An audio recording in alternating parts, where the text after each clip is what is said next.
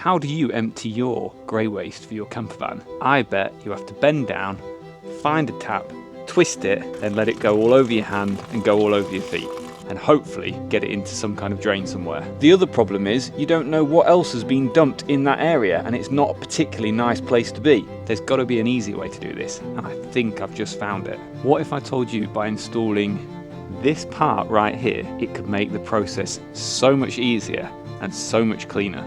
This little thing is going to make draining your grey waste tank super easy at the flick of a switch. Back on the build, and we are in the final stages of our grey waste water system.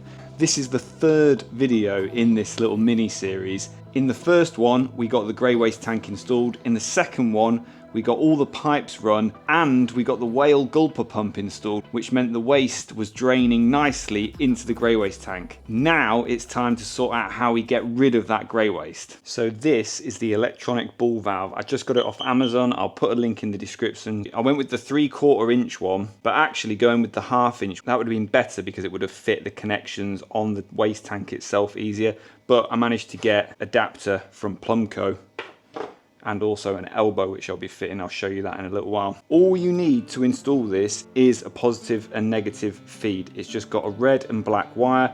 You can simply run this to like a simple on-off switch. Shout out to Urban Van Life, who have pretty much done a similar thing on their van. I'll show you how this works. I've just got a positive and negative coming off the cigarette lighter of my All Powers 2000. So all I'm going to do is connect up my positive and negative from the All Powers power bank, and when I apply power, that ball valve opens. So that now is fully open, and when I remove the power, it auto shuts. It's quality, that. I'm well happy with it. So all I need to do is fit this to the waste tank, run myself a cable. I've got one of those C-line switches left on my my central control panel, which is what it was for. And then from the cab, I'll be able to empty the wastewater out of the van in the easiest way possible, super clean way, doesn't get messy underneath. What could be easier than that? Right, I've got these two little brass fittings that I got from Plumco. These are one as a reducer to take it from the valve to the tank. I needed to reduce it down from 3/4 to 1/2 inch. Little bit of PTFE tape. 1, 2, 3, 4, 5. That goes in there. Adjustable spanner. Just got this little elbow as a way of turning it out of the van so it doesn't spray onto the chassis of the van and create a problem there. Will it go around all the way again? Oh, it will. Right, boom. That is the setup. This gets screwed into the outlet hole on the waste tank. Let's get that fitted. Under we go. Okay. Here's our tank. Here's our exit hole. And this should just screw. That's it. I need that to sit like that, but if I tighten it up, it sits like that. Maybe if I put a washer in it or something. Rubber washer found in the endless boxes of random plumbing connections I've now got. I'm excited for this because it basically marks the end of the build. Alright, here we go. Just destroyed it. That didn't work. Right, what I've settled for, a shitload of PTFE tape. Boom, that is installed. That's what it looks like. So that little elbow is just going to point the water down. And then I just need to run a cable and connect this up. I think I'm going to run the cable along the back there and then up through where we've got some water pipes coming out. I'm just using 1.5mm cable to run this back to the switch and some 10mm conduit. I'm going to bring the cable, run it along the underside of the vehicle and then up through there, along and back to the 12-volt fuse board in the kitchen. They're my air vent and overflow from the freshwater tank. so we'll bring it in near them. We are drilling here.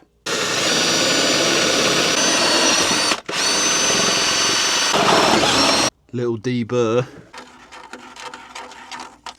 Little clean.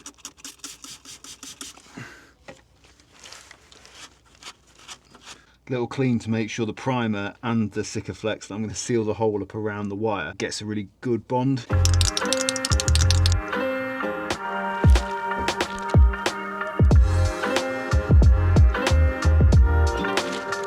Right, I have run the cable. That is coming out the bottom of there. I will put some Sikaflex around that just to seal it from the elements. I'm just going to connect these up with some heat shrink butt connectors. These are mint. If you're doing any wiring, get these. Wi-Fi from Amazon. I'll put some links in the description for the stuff we use, but these are brilliant. Waterproof, the marine grade basically, they're bang on. I'm gonna strip this. Strip. Twist. Twist. And then once they're on the other side, I can heat shrink them together.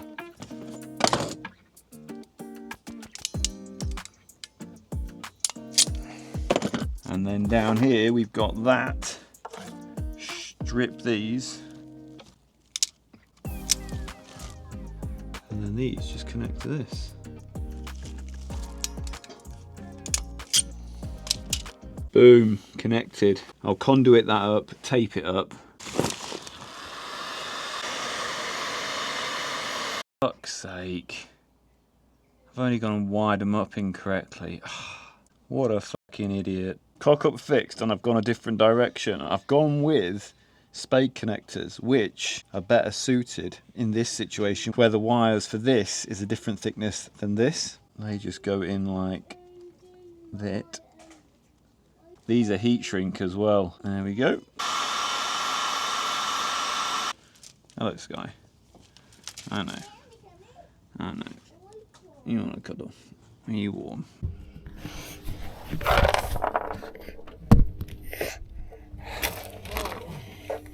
No.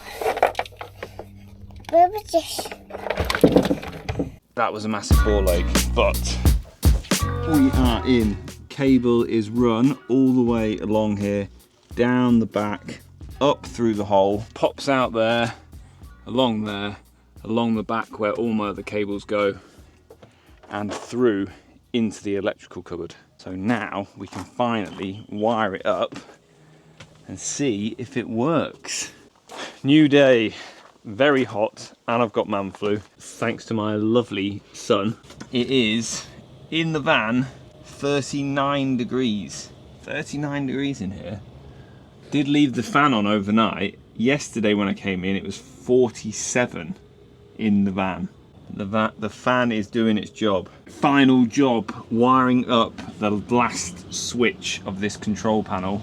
That's my switch for the whale gulper pump we did last video, and this is going to be the switch to release the water. Red wire to the switch and then back to the fuse board.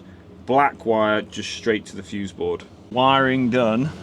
Switch is wired up. Little ferrules on there. Into the 12 volt circuit board. Fuse going in, going with the 7.5 amp fuse. Right, that should be working. Another little van build tip I like to do here is label up my switches from the inside. From the outside, I just know what they are, but if the van is ever sold, then it's useful just to label those up. And also you might forget, and it just makes it easier when you're putting it all together, wiring it all up. Label those so people can see what switch corresponds to what appliance. Just need to screw this back and we are nearly there.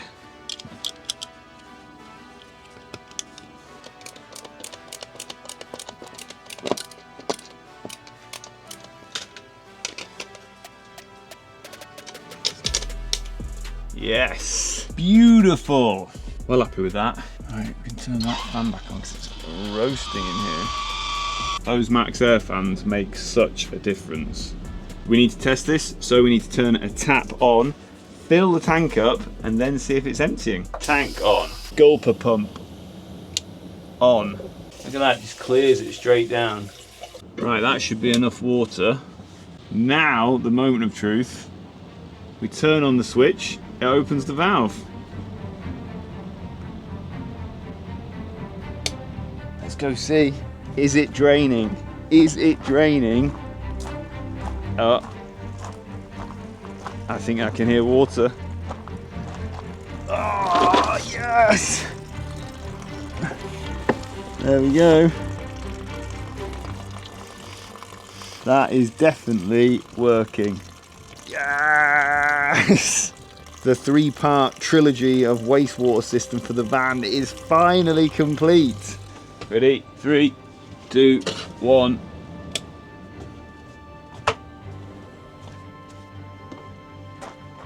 That is a solid win. Solid win. Have got one tiny other little job I want to do, which is the tank level sensor, which links into the bow ball systems. So I just need to run a wire to that, wire that in from the tank level sensor to the bow ball systems interface, which is in here.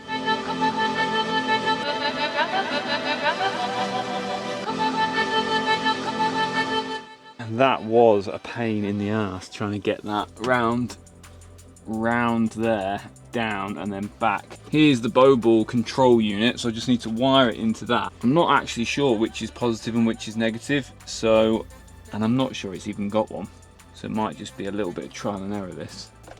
There's the green one's in the van, Bubba. Yeah, I know, but it's just like these little triangles. No, it's on top. What? It's on top. That is one thing that annoys me about the bow ball system. Is the plastic case of that control panel does not stay on. I don't even know where it is. It's somewhere in the depths of the bow ball unit. Fill waste tank, see if it overflows, see if the overflow light comes on.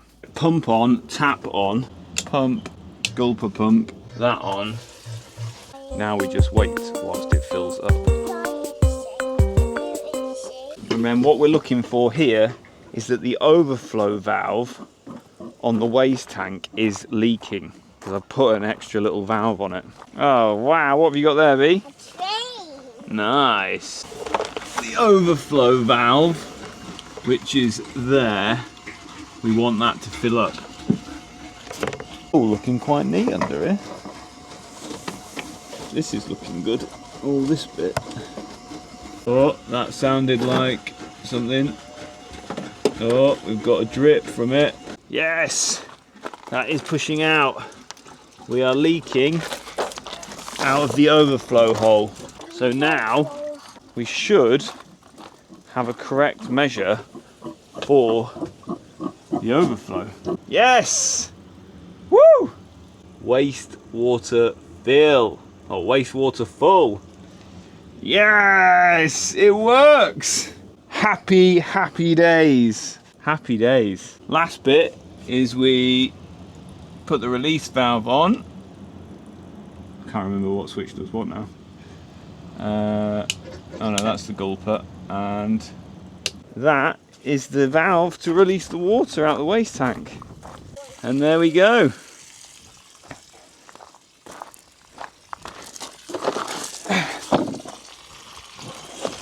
Out it comes. Hello, Sky. You trying to get some shelter from the heat? We've done it, little man. What do you make of that? Last little job is just to Sikaflex up these holes that have come through the bottom of the van.